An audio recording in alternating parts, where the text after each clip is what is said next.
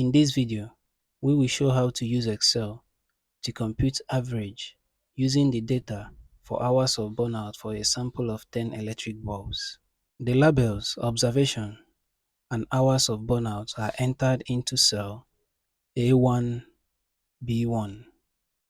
The numbers 1 to 10 are entered into cell A2, A11 to identify each of the observations, and the data showing the hours of burnout are entered into cells B2, B11 of this worksheet.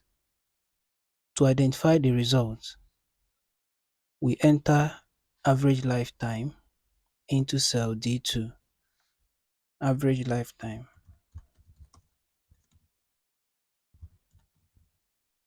Let's compute the average lifetime by entering in cell E2 the formula equal to average brackets B2 to B11 bracket close, and we press the enter key on our keyboard. The value worksheet shows that the computed average is 72.6 hours.